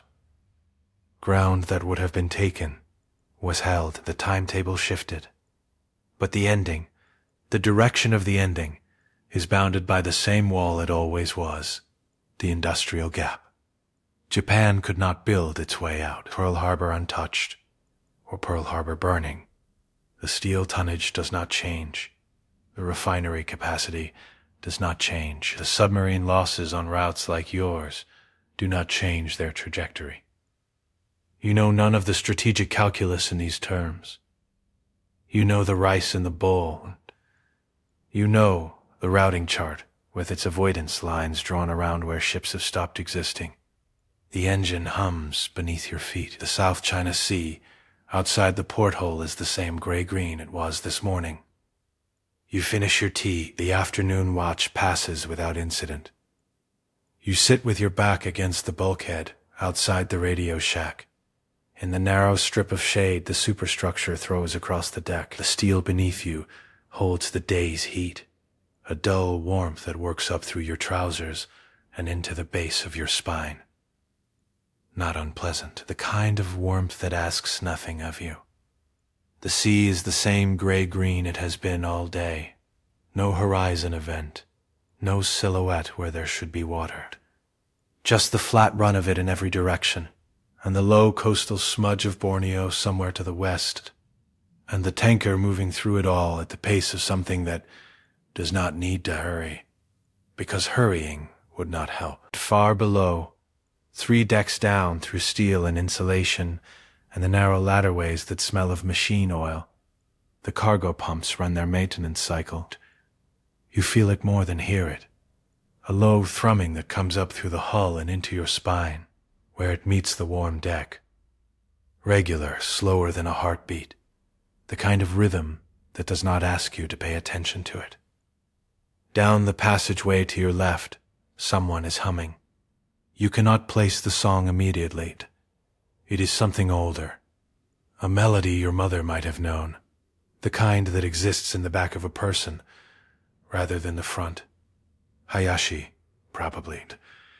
He hums when he thinks no one is listening, and he has not yet learned that sound carries differently on water. The humming continues, unhurried. The pumps continue beneath it. The sea moves past the hull with the sound of something being slowly smoothed. Your eyes, which have been tracking the waterline without finding anything worth tracking, begin to lose the thread of it. The gray-green runs together at the edges. Your breath, which has been doing its work all day without your involvement, slows by a fraction more. The warmth in the deck spreads upward through your back, your shoulders, the base of your skull. The humming and the pumps find the same tempo, or near enough. Your hands rest open in your lap. The Borneo coastline does not move. The sea does not change. The afternoon holds still around you, and your eyelids grow slow and heavy and slow. The year turns without ceremony. You know it is 1944 because the calendar in the Radio Shack says so, and because the cook is thinner, and because the boy who came aboard at Miri to replace the second engineer's mate drowned off Makassar, no memorial, a line in a ledger, is 17 at the most, possibly 16, with the particular careful blankness of someone performing adulthood in front of strangers. His name is Nishida. He carries his tools with both hands. Shore leave in Kure lasts 4 days. The city is the same city. The streets hold the same shape. But it has the quality of a room where furniture has been moved in the night. Everything is where it should be, and nothing sits quite right. The women in the market move with the efficiency of people who have learned to want less, and have decided not to discuss it. The queues outside the rationing office are longer than last spring. The faces in them are very still. On the second day you walk past the primary school on the hill road, the one with the painted gate, and the pine tree that drops needles across the entrance in autumn. The teacher is in the yard with her class. You stop at the gate. She is drilling them in something. Calisthenics, the arms up and forward motion that every school does now. Maybe 30 children working through the count. You watch without meaning to, and what you notice arrives slowly, the way cold does. The younger children are there, 8 and 9 and 10, moving through the count in the slightly chaotic way of children who have not quite decided whether to take the exercise seriously. But the far edge of the group, where the older ones should stand, 12, 13, the ones who would be taller, who would be pulling the younger ones toward competence by example. The far edge is thin, half of what it should be, maybe less. The teacher counts them through without looking at the gap. Her voice is evened. She has the particular steadiness of someone who has decided that looking at the thing directly would not serve anyone. 2 boys toward the back are perhaps 12. They stand in the positions the older ones used to occupy. They are not quite tall enough for it yet. You walk on. The pine tree drops a needle across your sleeve. Leal. You brush it away. That evening, the radio in the hostel carries news of American bomber activity in the Central Pacific. The language is careful. Enemy aircraft repelled. Damage is minimal. The reader's voice is measured and clean. You have been on tankers long enough to read the distance between official language and fact. The Marianas have been contested since the summer. The battles there carrying a weight that the dispatches manage without conveying. If the Americans hold those islands, and the dispatches do not say they do not hold them, then the range arithmetic becomes very simple. You do not need to be a planner to work it out. A bomber flying from the right island with enough fuel arrives over Kure. Not yet. Maybe not for months.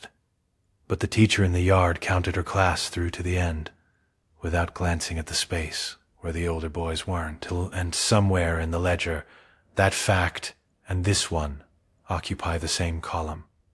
The radio moves on to agricultural production figures. You turn it off. Outside the window, Kure is going dark in the ordinary way of cities at dusk. The lights coming on in the houses one by one. Each one a small ordinary fact. A chart room holds 2 lamps. They burn low, the kind of low that is a conservation decision and not an aesthetic one. And in their light the chart on the table is all shadow and annotation. Your finger traces the coastal shelf route without pressing down. The paper is soft at the fold lines from being opened and refolded many times by many hands. The red pins catch the lamplight. You have stopped counting them. At some point in the last few months, counting became the wrong relationship to have with them. The way you stop measuring a tide once you understand it only moves in one direction. They cluster in the straits along the deep water approaches, in the open runs between islands where there is nothing to hide behind and nowhere shallow enough to matter. Each one is a position. Each one is a date. Each one is a cargo that did not arrive. The room is warm. The ventilation grill above the door moves air slowly. Not enough to chill, just enough to remind you the sea is outside and the sea is large. Your shoulders dropped. You have not noticed until now how long you have been holding them up. The lamp on the left gutters slightly, finds itself again, settles, the shadows on the chart shift, and then return. The red pins stay where they are. They will be there in the morning. The chart will be there in the morning, the roots between them. The careful avoidance lines drawn in pencil that can be erased and redrawn will be there in the morning to be thought about by the part of you that is rested. That part is not here yet. The part that is here is heavy in the chair, spine soft against the backrest, hands loose on the table's edge. The lamp hums its small hum. The engine beneath the floor runs its long note. You are very far from this room, really. You are warm, in the dark, breathing slowly, the weight of the day releasing through the soles of your feet, through your palms, through the back of your skull. The red pins are a constellation in someone else's sky. The chart is paper. The ship moves through water that does not need you to watch it. Breathe out. The lamp burns low. The sea does its work without you. The cicadas are so loud you feel them before you hear them. A vibration in the wood of the Ongawa, beneath your palms, in the soles of your feet, in the bones of your jaw. You have been asleep. The morning is already warm, not the creeping warmth of spring, but the full, settled heat of high summer, the kind that has been here for weeks and intends to stay. The garden in front of you is very still, a single pine, a stone basin with an inch of water in it, the surface motionless. Beyond the low fence, the town is quiet in a way that is not ordinary quiet. Inside the house, a radio speaks. The voice is formal in a way that formal Japanese rarely is, structured and elevated, the grammar of documents and edicts. You know the register without knowing the words. It is the grammar of something final being said by someone who has not said something like this before. You sit on the angwa and let the wood hold your weight. The cicadas do not stop. They have no opinion about this. They have been here since before the war began, and they will be here past the end of what you can imagine. Then their noise fills the air between the radio sentences, like water filling the space between stones. A woman comes to the door behind you. She does not speak. She sets a cup of barley tea on the Ongawa beside your hand, and the cup is warm, and the tea is thin because barley stretches, because rice is counted by the grain now, because the calendar on the wall inside has turned past months that have been very hard. You pick up the cup. The tea is almost nothing. It is also something. The radio voice reaches its end. There is a pause, the kind that happens when a recording finishes and the operator has not yet moved the needle. And then ordinary broadcast sound returns. A different voice, lower and less formal, explaining what you already know from the grammar of the first one. The war is over. The arithmetic worked itself out the way arithmetic does. Japan's tankers running shorter routes to shorter purposes, the oil in the southern fields failing to arrive faster than it was consumed, the engineers younger, the rations thinner, the cities darker. No single blow resolved it. The weight of 10-1 in steel, in fuel, in hull capacity in calendar months of uncontested production. It did not need a dramatic moment to become decisive. It only needed time, but time ran out. You hold the cup with both hands.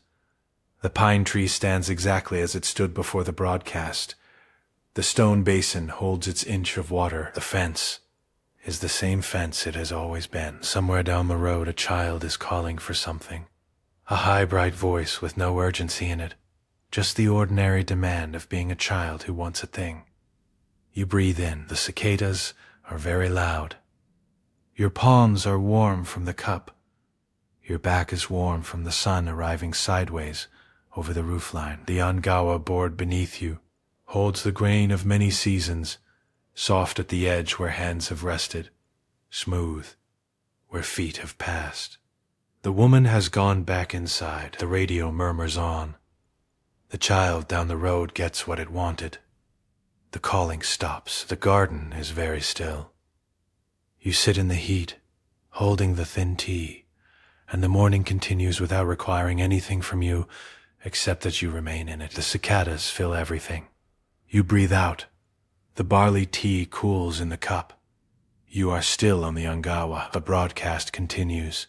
A different voice now, practical and municipal, telling people to remain calm, to stay in their homes, to await further instructions. The voice does not say what further instructions will contain. It does not know yet. Nobody knows yet. What you know is this. The war in the Pacific found its end through a door that opened in a desert in New Mexico in July 7 weeks ago. You know this the way you know things that arrive not as news but as rumor, as a weight in other people's faces before the words came.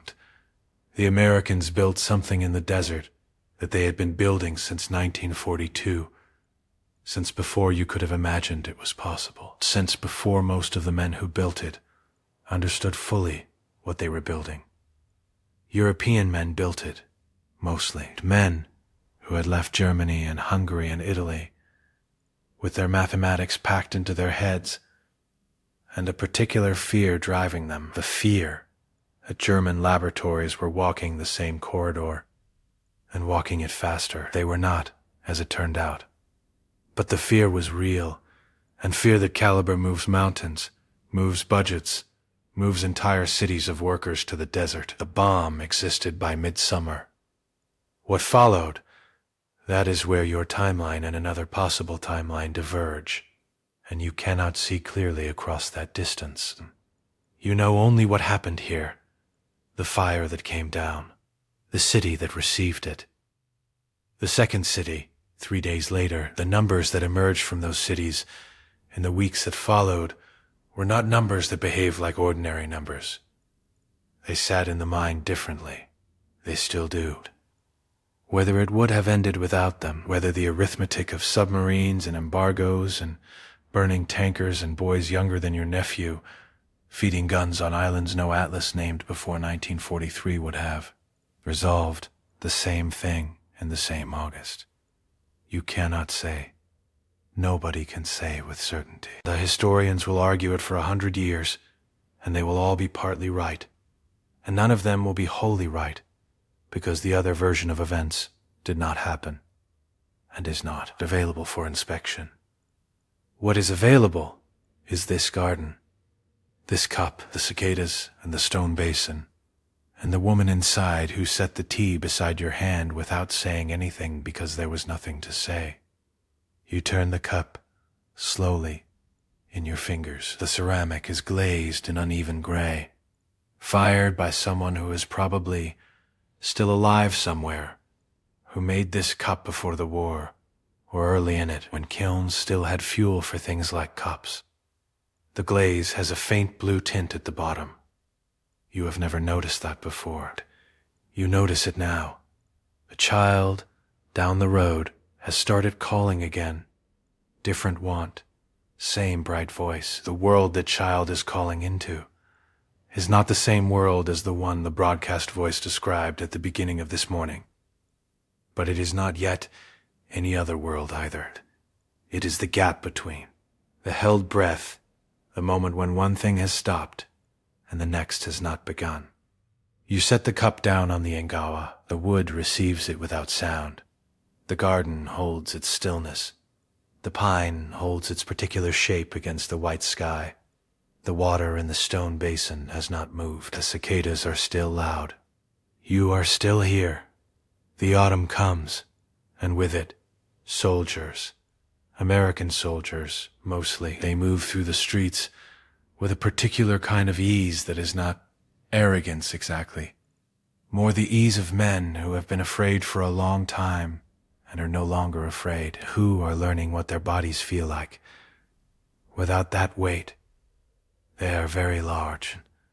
You notice this the first week, and you still notice it. The breadth of shoulder, the height, the food visible in them as a kind of solidity your neighbors no longer have. MacArthur arrived in August, stepped off a plane at Atsugi, and stood on the tarmac in a way that was clearly intended to be witnessed. You did not see it yourself. You heard about it from your brother-in-law, who heard it from a man who had been there, and even filtered through 2 removes the image arrived intact. The corncob pipe, the sunglasses, the long pause before moving. He has an office now in the Daiichi building in Tokyo. The Emperor's Palace sits across the moat from it. This arrangement is not accidental. You learn these things the way everyone learns things now, slowly in pieces, from the radio and from people who spoke to people who were present. The official channels are new and not yet trusted. The unofficial ones are very old and work fine. What came from the north is harder to speak about directly. Stalin's army moved into Manchuria in August, 8 days after the first bomb, 3 months after Germany surrendered in Europe. Yalta had set the date. Tokyo had nothing to do with it. The Kwantung Army, which had once been the finest the empire fielded, met them under-equipped and undermanned, its best divisions long since pulled south to feed other fronts. It did not take long. The men who come back from Manchuria, when they come back, if they come back, because some will not, some are held in Siberia for years, doing work that does not bear describing. Those men are quiet in a specific way, not the quiet of exhaustion, the quiet of having seen something that doesn't fit into the shapes ordinary conversation provides. Your neighbor's son came back in October. He sat in their garden for 3 days before he spoke more than single words. You watched him through the fence, not watching him, the way you do not look directly at certain things. He was 22 years old, and he moved like a much older man, carefully, as if testing whether the ground would hold. The nights are cooler now. You sleep better than you did in summer, better than you did in the war, though the dreams are still irregular, not nightmares exactly, more a restlessness, a sense of unfinished accounting. You pull the blanket up. The house is quiet. Outside, a vehicle moves down the road. American, probably. The engine has that particular sound, and then it's gone and the quiet returns, deeper for the interruption. The occupation is not what you feared and not what you hoped. It is a third thing, bureaucratic and enormous and stranger than either, forms to fill.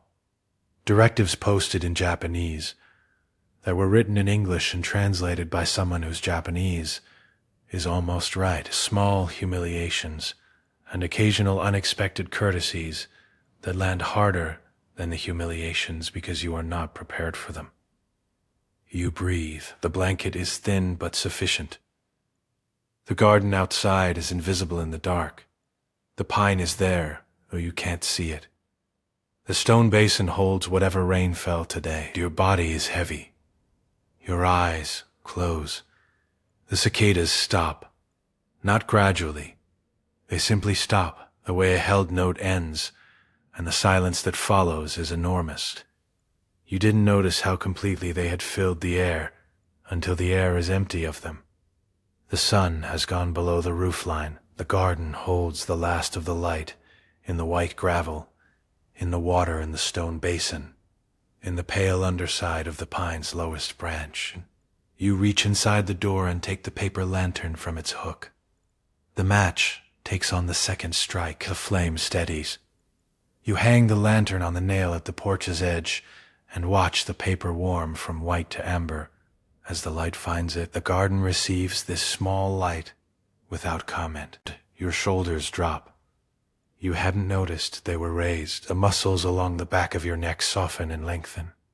And the breath you take is longer than the ones before it, and the one after that is longer still. The evening air smells of cooling stone and something green from the garden, the moss along the basin's edge, or the earth beneath the pine that hasn't fully dried since yesterday's rain. Clean smells, old smells, smells that have nothing to do with anything that has happened in the last 4 years.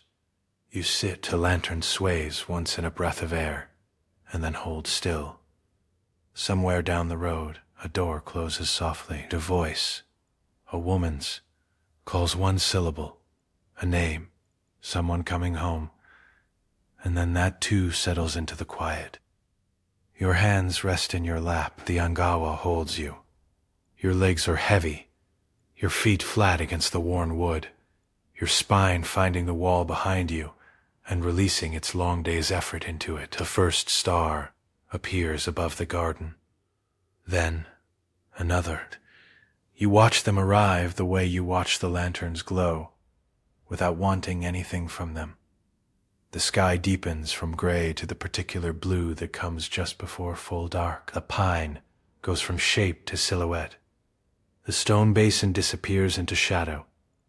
Though you know the water is still there, you breathe out slowly. The lantern burns. The garden is very quiet. Your eyes are heavy and soft, and the evening holds you without asking you to hold it back. The occupation ends in 1952. You know this, the way you know the date a tooth stopped aching. Not the moment itself, but the absence of what was there before. The Americans leave their offices, their forms, their translated directives. Some of them stay individually, by choice, married into neighborhoods or attached to bases that remain. But the occupation as a condition, as a weather system that has governed daily life for 7 years, lifts. The pine in the garden is 7 years older. So are you. You follow it on the radio the way you followed the Pacific War's final months, in pieces, at a remove, through voices describing places you cannot picture. A peninsula divided, Americans fighting again, so soon, under a flag that is not entirely their own. Chinese soldiers crossing a river in November 1950, a vast, cold movement southward that stops the advance and begins something else. It ends without ending, a line on a map held in place by agreement, by exhaustion, by the particular arithmetic of a new kind of war, in which the largest weapons cannot be used, because using them would mean using all of them. The line is still there. What you think about, sometimes, in the evenings, is a small thing. In America, you read American magazines now, passed along from the base, their paper heavier than yours, their photographs sharper. In America there is a gap where a phrase might be. You cannot point to the gap directly, because you only know it by inference, the way you know a room, by its echo. But you read their speeches and their film reviews and their accounts of national moments, and there is something not said that you sense was available to be said, and was not said. A catastrophe that came without warning, a morning that changed everything. You had those mornings here, the broadcast, the cities, the August that is not discussed at dinner, and you know what a country does with such a morning. It becomes a sentence, a rallying point, a shorthand for why sacrifice is necessary and who the enemy is and what is at stake. America does not have that sentence from the Pacific, or not that sentence. They have the Philippines, they have the names of nurses and soldiers, and the long retreat down the Bataan Peninsula, and the men who survived it, and the men who did not. They have Wake Island. They have the slow accumulation of December 8th's accounting. Not one blow on one morning, but a list of places and casualties that is harder to hold in a single image. A list is not a sentence. You wonder, sitting on the Angawa in the cooling air of an October evening in 1953, what it means to carry a wound that is distributed rather than concentrated, whether it heals differently, whether anger that has no single image to attach itself to finds other shapes, or disperses earlier, or simply moves more slowly through the culture the way a river moves differently when it has no single channel. You cannot know. You're on the wrong side of the water to know. The stone basin holds the reflection of the sky. The pine has put on another year's growth. At the tip of each branch, pale against the older dark, the lantern burns at the porch's edge. You pour what remains of the evening's tea into the garden and watch it darken the earth for a moment. Before the earth takes it, the Cold War settles over everything like weather. Not hot, not yet. Waiting. The lantern is burning low. The flame has found the last of the oil and settled into something smaller than itself. A blue core with barely any yellow left around it. It does not gutter. It simply diminishes, steadily, the way things do when they have used what they were given. You watch it without urgency. The radio is off. You switched it off an hour ago, mid-broadcast, not because the news was bad. The news is always something, always the next thing. Korea and Washington and Moscow, and the line on the peninsula that holds, without resolving, but because you had heard enough for one evening. The silence since has been complete, and you have not missed the sound. The garden is dark. The pine is a shape against a sky that holds no color now, only depth. The stone basin is invisible. You know the water is there. Your back finds the wall. The night air has cooled enough that the thin blanket you pulled around your shoulders an hour ago is earning its presence. It sits across you with a small, even weight. Your hands are inside it. Your feet are still on the ongawa, but the cold of the wood comes up through them slowly, not unpleasantly, the body absorbing the information and adjusting. You breathe in. The lantern flame drops another degree. The circle of light it throws against the porch boards contracts by an inch, maybe less. Your shoulders are already downed. Your jaw, which you had not noticed was held, releases. The muscles along your neck follow. One by one, a slow inventory of tension leaving, each group handing its effort off to the wood and the wall, and the dark air that asks nothing. The altered map of the Pacific, the one you have been tracing in your mind all evening, folds itself away. The red pins on the South China Sea, the carriers turning south. The absent sentence in the American broadcast, the 22-year-old next door who took 3 days to speak. All of it folds and settles, the way paper settles when you stop holding it opened. Your eyes are very heavy. The lantern holds its small blue core. You breathe out. The garden holds its dark. You are warm. The lesson, if there is one, is small, not the sweep of it, not the carriers and the senators and the broadcasts and the atomic light over 2 cities, the small thing inside all of that. A room. November 1941. A man who is not present for a decision that concerns the thing he has spent years designing. A wire sent instead of a voice. A map redrawn without the man who knew it best. The photograph of the war changes. The battleships in Pearl Harbor stay afloat. The sentence that would have organized American grief into a single image never gets spoken. The carriers of both navies meet in the Coral Sea with different mathematics than they would have otherwise. A tanker takes the coastal shelf route because the blue water lanes are already lost. The young engineer's mate Nishida comes aboard because the men before him are gone. To all of that. And still the oil runs out at roughly the same rate. Still the convoys from the Dutch East Indies have to run past American submarines that grow more numerous every quarter. Still the Chinese war bleeds the army at a rate no southern victory can compensate for. Still the factories in Michigan and Ohio and Pennsylvania run their shifts undisturbed, converting the accumulated weight of a continental economy into aircraft and steel and fuel and ships at a pace Japan cannot answer. The arithmetic does not change. This is the thing you have been turning over all evening in the garden, and it is both smaller and larger than it seems, smaller, because it means no single decision in that palace conference room, in late November 1941, could have purchased victory. Not really, not in the way victory means something permanent. Larger because it means the men who sat in that room and moved the pieces were not in control of the thing they thought they were deciding. They may have known it, or suspected it, and decided anyway. That is not unusual. That is most of history.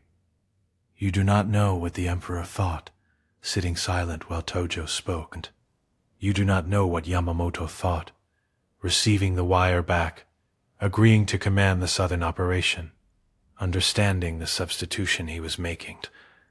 You cannot put words in their mouths, and you will not. But you know what the numbers said in 1941, and the numbers were not secret. The naval planners had done the arithmetic. The gap was there on paper before a single ship moved. The door out of the trap was narrow, narrower than imagination usually allows for when imagination runs backward through time and wants to find the hinge point, the moment where a different word in a different room changes everything downstream. Those moments exist. They are real. Pearl Harbor spared changes the photograph in ways that are genuine and not trivial. The temperature of American public feeling, the shape of the early naval balance, the speed of certain campaigns, the lives of specific men.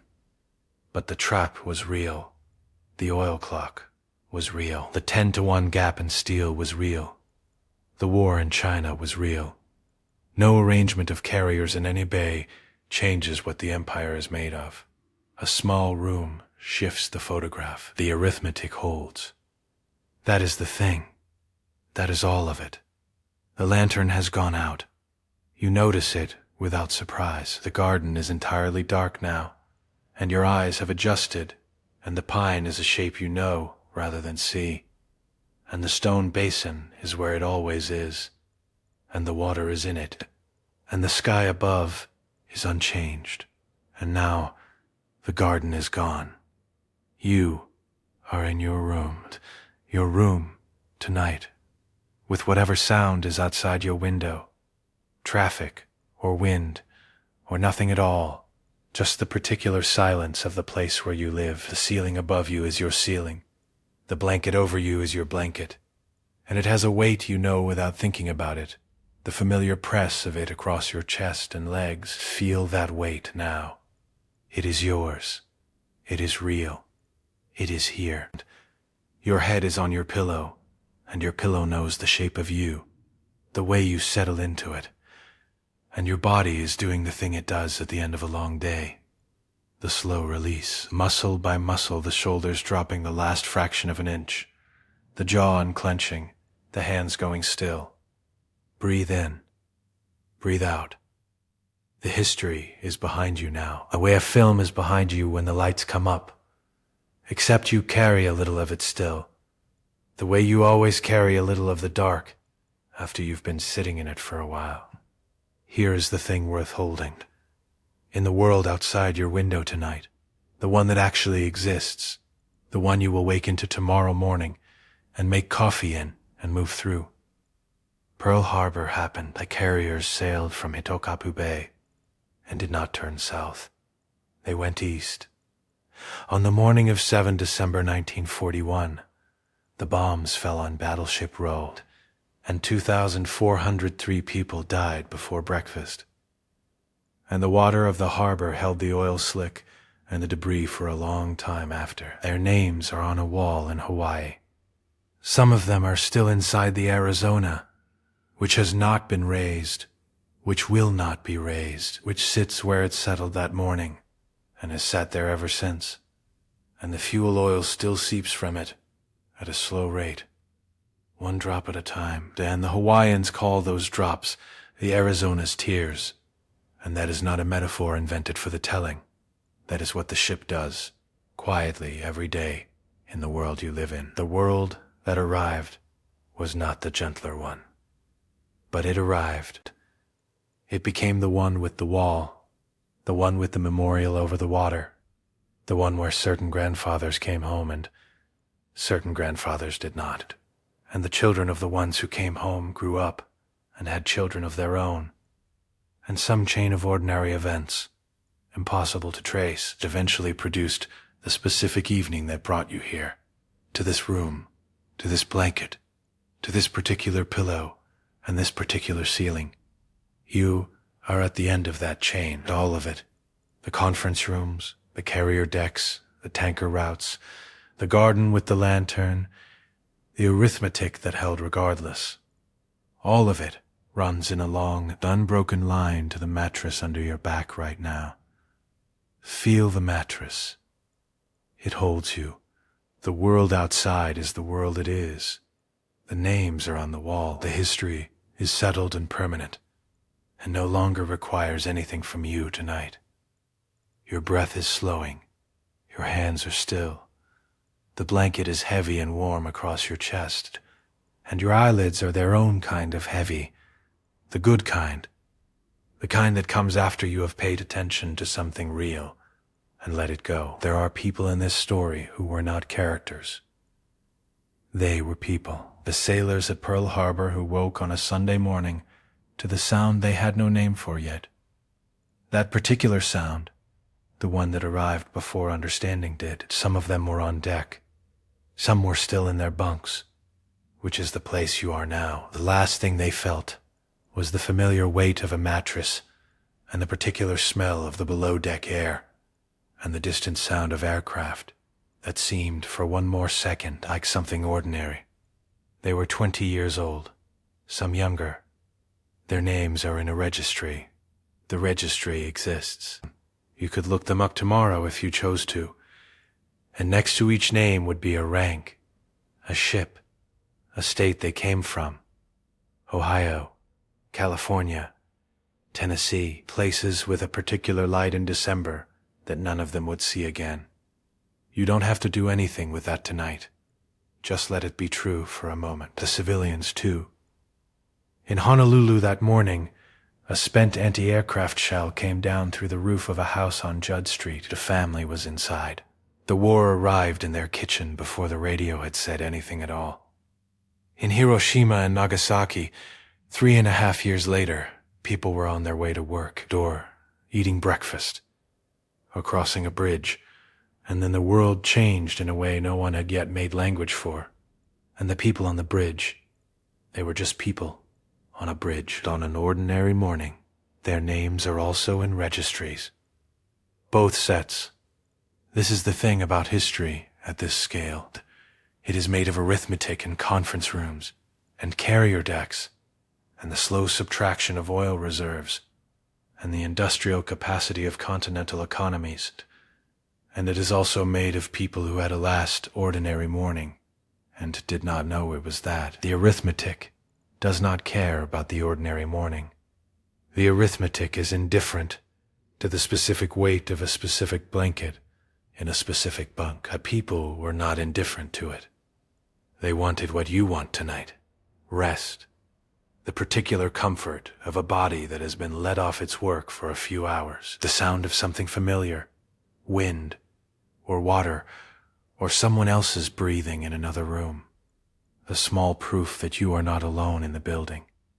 They wanted that. Most of them got it, for most of their lives, the way most people do. The morning that ended it came without announcement, as those mornings always do, which is not a warning and not a lesson.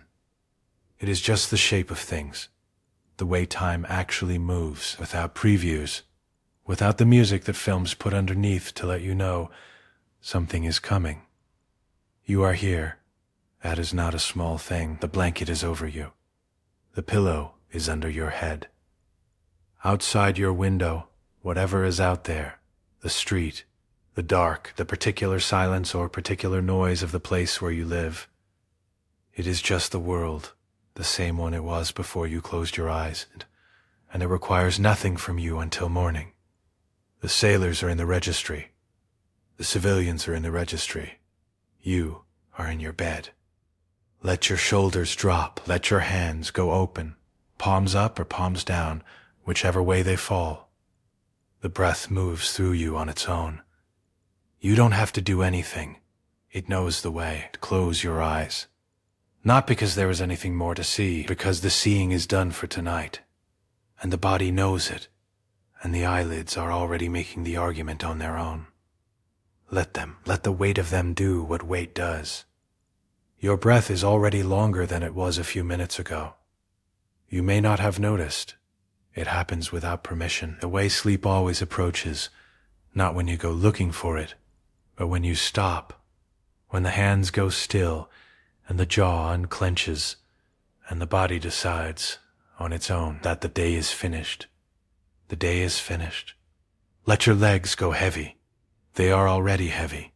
Let the mattress take them. Let the pillow take your head. A blanket holds its warmth, and the warmth is yours. A particular warmth of a body that has been still long enough to have made a small climate under the covers. That climate belongs to you, and it is enough. The breath moves in. The breath moves out. Longer now. As the dark behind your eyes goes soft, as the thoughts begin to lose their edges and drift the way thoughts do in the last minutes before sleep takes them. Let one image come quietly, without effort. A hallway in Tokyo, late November 1941. The building holds the cold, the way stone buildings do, even with the braziers going, even with the coats still on. The hour is late.